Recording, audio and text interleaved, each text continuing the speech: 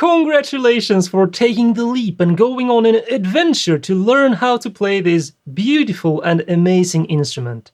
This video is a beginner's guide for you with 10 essential tips for learning how to play the Irish tin whistle. 1. Start on a high D tin whistle, like this one. This is the standard key for tin whistles and by far the most used. Every tin whistle will have 6 holes, as you can see here, which means that this instrument is designed to play 7 notes of the major scale, from all holes closed, like this, to all holes open. If I play them like this, the notes of all tin whistles are in the major scale. So on a high D tin whistle, the notes are in D major, starting with D, all holes closed. Then I open one hole from the bottom at a time, like this. D, E, F sharp, G, A, B, and all holes open is C sharp. So that is the D major scale, but you will still be able to play any tune on any major key or minor key song simply by transposing the tune for your tin whistle. 2. Holding your tin whistle. So hold it in front of you, like this, forwards, and then you angle it slightly down to a comfortable position for you. Often something like this. Then if you are right-handed, you will take your left hand, this is my left hand, place your index finger on the top hole, your middle finger on the second hole, and your ring finger on the third hole. Then you take your right hand and place your index finger on the fourth hole, your middle finger on the fifth, and your ring finger here on your right hand on the sixth final hole. Basically, your left hand will always take care of the top 3 holes, and your right hand will play the bottom 3 holes. Your thumbs and your pinkies will never be used to cover any hole. They will mainly be there for extra stability and support for your tin whistle. 3. Finger placement. It is important that you learn right from the start how to place your fingers to cover the holes, because one of the most common issues beginners struggle with is failed notes due to not fully covering and sealing the holes. If any air leaks out, you will often end up with a squeaky, annoying sound like this. What you want to do is to use the pads of your fingers, your finger pads, and not your fingertips. So if you check, if you play with your fingertips, that is the wrong way. Slide it further inwards so you play with this upper pad here on your finger, but still your finger pads, as you can see. That way you will get a better seal much easier around the holes. Okay, 4. Mouth placement. So you want to place your mouth on the mouthpiece very gently, almost like you are kissing your tin whistle. So kiss it like this, and then just relax your lip around the tip of the mouthpiece.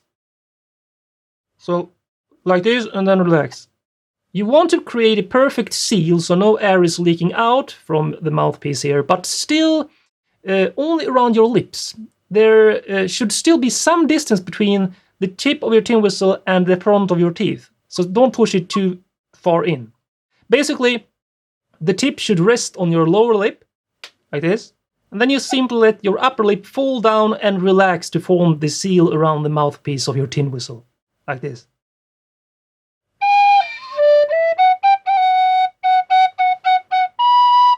Okay, next aspect is breath control.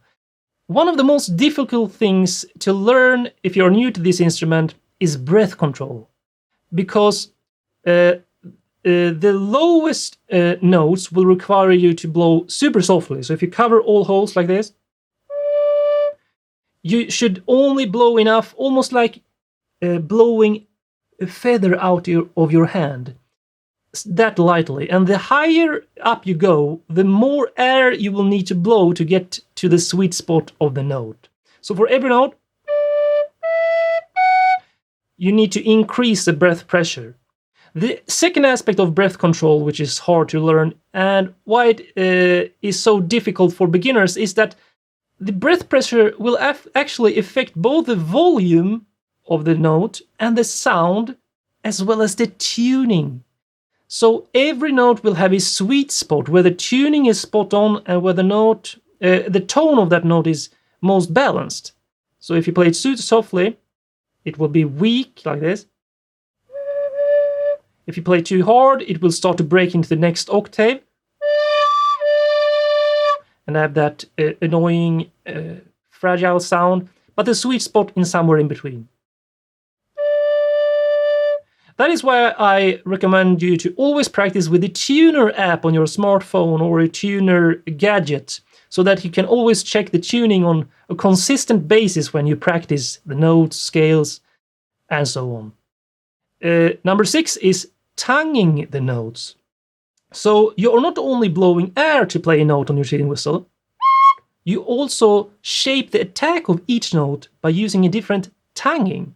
Basically how you articulate the airstream. A good starting point to get clear notes in the beginning is to say tu, tu for each note. Like this. Tu, tu. If you want to get a softer accent, you can say hu. If you can feel it in your hand, p, p, hu, hu. There's more of an accent, a burst of air when you say tu. So hu will be like this. And if you want a very smooth transition between notes, you can simply continue the airstream without tonguing the next note, meaning you only change the fingering to get to the next note. So instead of tu tu, start the first note and then continue like this, and just change the fingering.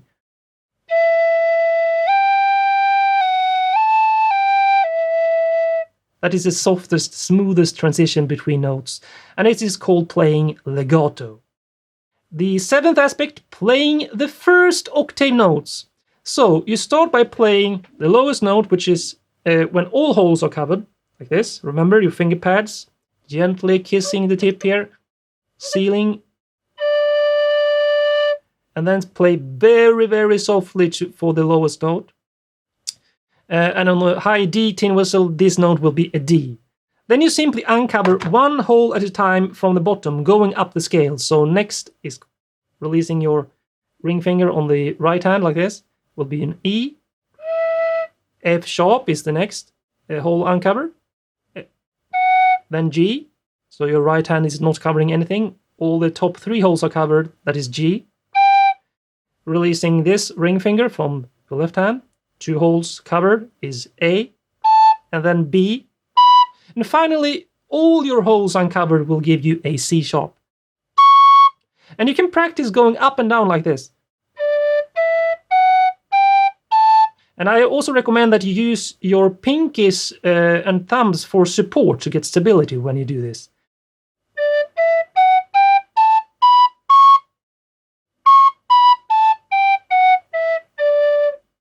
Number 8, playing the second octave notes.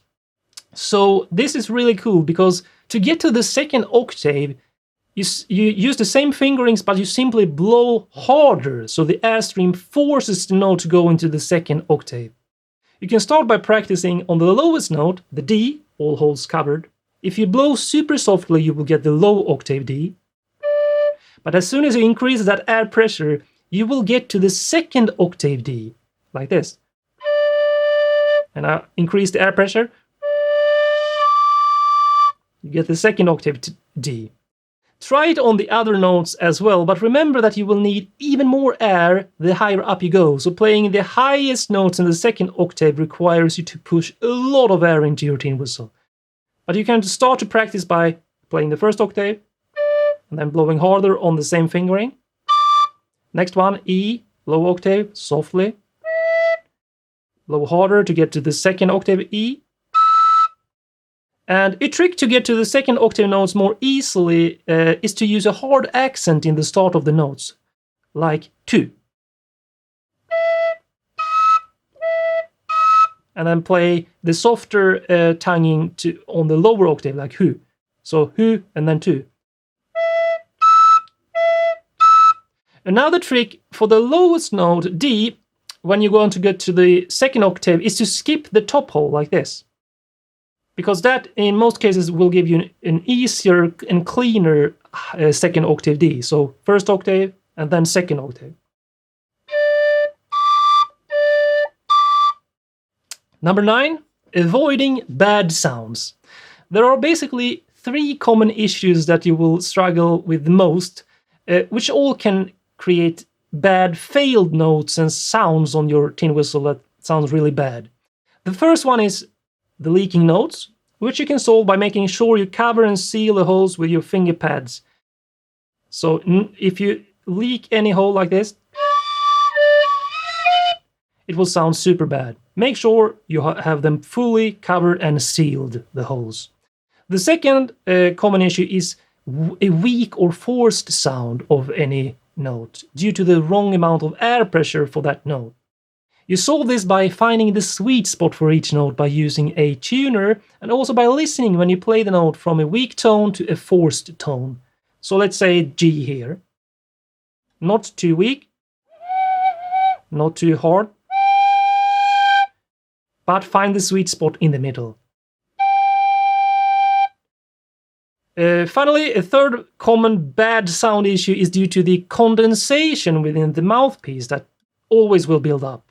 You solve this issue by making a habit of blowing out the moisture inside your tin whistle on a consistent basis, and I mean several times during a practice session, and always before you start playing a new tune.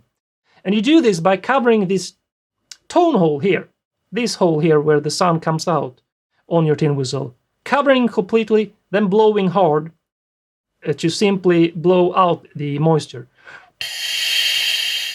Just make sure to cover that whole tone hole completely first, or your ears will suffer. Because otherwise you will get something like that. 10. Learning tunes on your tin whistle. So there are several ways to learn how to play any tune on your tin whistle. If you are used to reading music, meaning notes, perhaps you prefer sheet music for the tune you want to learn. The second way, which I personally recommend and prefer, is to use something called tin whistle tabs, which basically show the notes as finger chart for each note of the tune, often with spaces to make it easier to see the phrases and pauses inside the tune itself. And the final way is to simply learn a tune by ear and muscle memory, meaning you stumble around to find each note for each phrase of the tune, and then play it back without any notes or tabs. What is next for your tin whistle journey? Learning how to play a music instrument like this is one of the most creative, inspiring, and satisfying things in life. You will get so much joy for many years to come. So continue your journey now.